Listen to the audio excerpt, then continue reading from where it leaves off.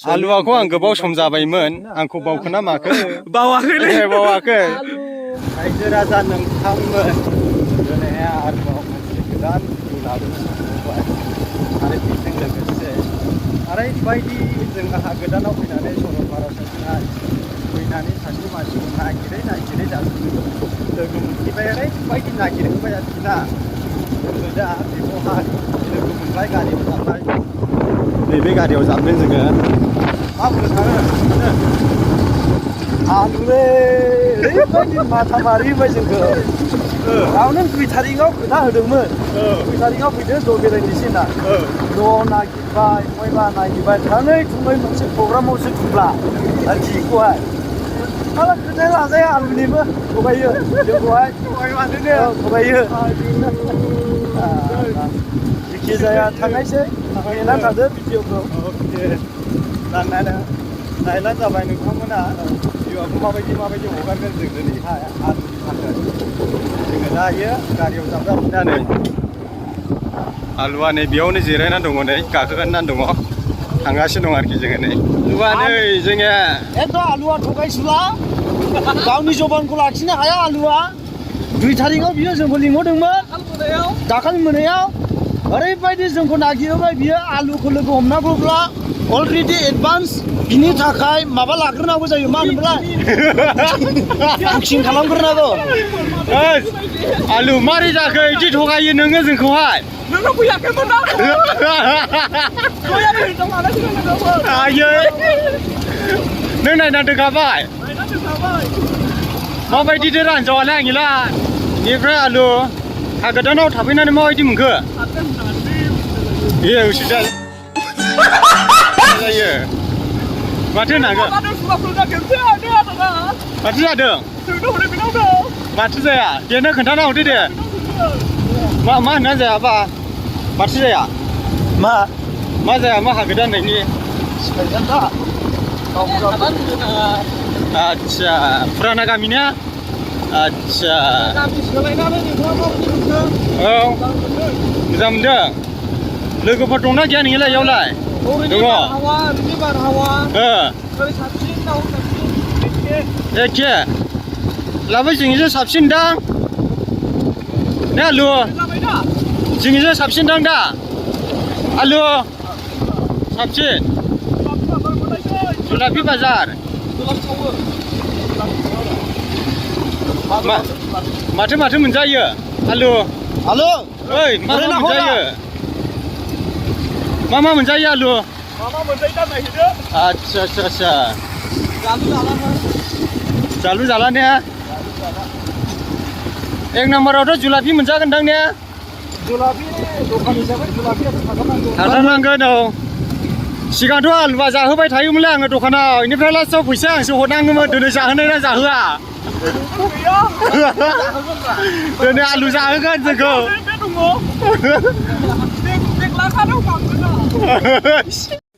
आलुआखौ नागिरै मोनफैबाय आलुआ माबायदि मानसि जाखो नायदो नै केमेरामेन नुबाय दा आलुआ नै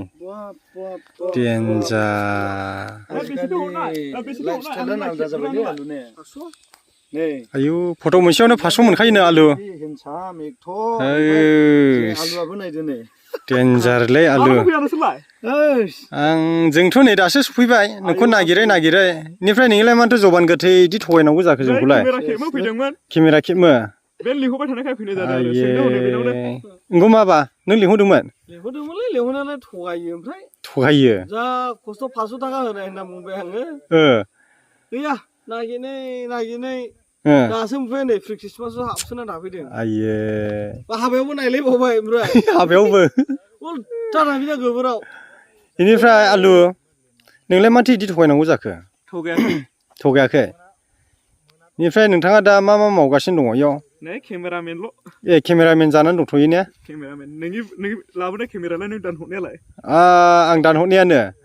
आच्छा इयो 3 लाखनिमोन आं आलुनि ओरैनो फ्रियावनो हरदों एसे मावना जाथोंसै होननानै माबायदि मोनदों आलुआ 500 हरखादो दे भिडिअनो नै हरनो नागिरखाबाय नै दानो 10 लाहैबावनोसै दस्रायाव चेन्ज खालामनोसैलाय चेन्ज खालामनोसै दे दे बेयाव थाङो गार्लफ्रेन्डआथ' साथामसो दङ आङो साथाम औ फैबाय नुबाय दा लाइफ स्टाइलानो आलादा जाबाय होनदोंना माने नांगोन आं हाग्रामा साराबो बुंखाबाय नालाय सानै मोनसे होननानै बेनिखायनो लानाय जादों आरो ना आदसा दंखासै आरोबाव बेयाव केमेरामेन जाबावबायसो सिख्लाफ्रा बिराद फट' खेबजायोलै नोंजों खेबजायो रिल्स बानायजायो नोंजोंहाय लेटेस्ट होनलाय जानो हासै जोङो मोनसे लकेसनाव थांनो होननानै बिनिफ्राय एन्ट्र लाबाय बेनिफ्राय आलु ओरै फैलाय ओरै ओमफ्राय आलुआ केमेरासो लाबोदों नै नायदो केमेरा आलुआखौ आं गोबाव सम जाबायमोन आंखौ बावखोना माखो बावाखै आदसा आलुखौ नागिरै जोबफारा मेंबाय आरोखि ना बेनिफ्राय आलुखौ दिनै गोबाव सम जाबाय दिनै बियो बिनि जायगाया चेन्ज जाबाय नालाय दिनैहाय लोगो हमफैनाय जाबाय जोङो आलुखौ लोगो मोननानै बिराद गोजोननाय थाबाय बेनिफ्राय आलुआ माबाफोर बुंनाय नामा आंलाय मा बुङो गोसो जाबावनाय जानो आं जाहोयो नाथाय फैसाया बे हरनो आरोना बै माबानो दखानदारनो दे दा नोंसिनिबो मोननो हागोन एसे गोख्रै लानानै बेनिफ्राय बबे दखानाव लिंलांगोन होनदोंमोनलाय नों सुरास्तन दखानाव औ बेनिफ्राय मोनसेया जुलाफि आदसा चलो नोंखौ नागिरनो बिराद थानलै आयौ मेंबाय मेङाला नोंखौ आदा बेला नागिरबाय जों आदा बेला औ दाखाल ना मालाबा सानसे नागिरदों रायसो आंखौहाय माथो बिदि नागिरनांगौ जाखो नोंलाय जबाना थिग जायाना आङो दे बिदिसो 2 थारिख ओंखारदोंमोन दा बिसोरो 2 थारिख ओंखारदोंमोन बेनिफ्राय मारैथो 2 थारिखनि बारा जाखो दिनालाय माबायालाय दिनाखौलाय बावनानै थागोन नोंलाय बावाखैबो प्रग्राम दंमोन ना प्रग्रामाव लिंहरदों नामा नोंलाय बेनिफ्राय आलुनिबो नालाय गोसो थोनायसो दंसै आरोखि ना गोसो थोनाय दंसै बेनिफ्राय हाबाया माला बर'नि बाइकखौ लानो सानदों बर'नि बाइकआ बेनिफ्राय जोंखौलाय लिंहरगोन ना लिंहरा फैदो जेबो आबोथि गैया ओमफ्राय भिडिअ लानो मोना आरोना भिडिअ लानो मोना एसे जायगाया दस्रा जाहैबाय ना ओमफ्राय अमाया माबैसे बायना दोनदोंखो अमाया बायथ'वाखै बायथ'वाखै जेब्ला जायो अब्लानो लागोन ने लायगोन अमाखौ ने अमा मासेनो जायगायावनो आरोबाव जायगायावनो आब' हरनाय रा आलु दाउ लकेल हरनायलै आं दे आलु दाउरा लाबोबाय औ खोनाखाबाय दा अमा मासे आंनिफ्राय दाउ लकेल जाबाय आलु बरिया बेनिफ्राय नोंनि बाबा मामिना बहाथो दं दालाय ओजों दंफैयो बहा ओजों गामियाव फुरान न'आ होनलाय माबाहाय ओजोंहाय फाथाबारियाव आंखौ बावबायना बावाखैमोन नों आलु बावाखैलै मोनसे भिडिअआवहाय जोंखौहाय लोगो रायज्लायफिनसै नों राया जायो मानो रायगोनो फैगौहाय नोंसोरलाय रायजाखायोथ' आंखौ भिडिअआवहाय आदसा बेनिफ्राय आलुआथ' जोंखौ जुलाफि बाजाराव लिंलांगासिनो दङ जों थांगासिनो दं नालाय ने आलु औ सुरास्तन बाजारबो होनना बुङो बेखौहाय लोगोफोर आदसा बेनिफ्राय जुलाफिबो होनो ने औ बेनिफ्राय सरलपारा जाहैबाय आदा जय बिथांनि नाम जाहैबाय सरलपाराया आंनि जय आदसा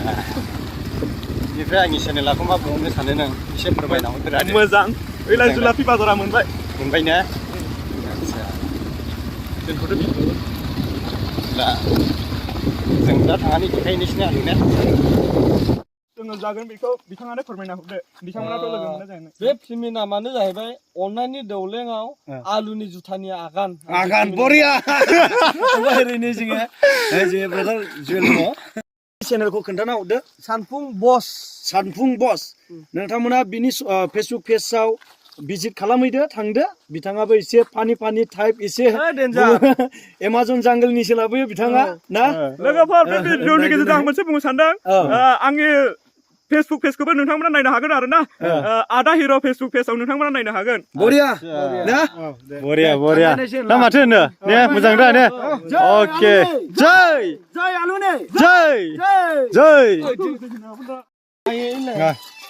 दिनै आलुआ जोंखौ बिराद मोजां जायगायाव दैदेनना लाबोबाय बिनि थाखाय आलुखौ रोजा हामबाय होननाय थाबाय आलुखौ जोङो नेक्स्टआव आरोबाव लोगो मोनबावगोन लोगो हमनानै जोङो गोबां बाथ्रा रायलायगोन सावरायगोन आरो बानायबावगोन ने खामानिबो बानायलांगासिनो दङ आलुनि मा होनदोंमोनलाय आलुनि मा होनदोंमोलाय आगाननि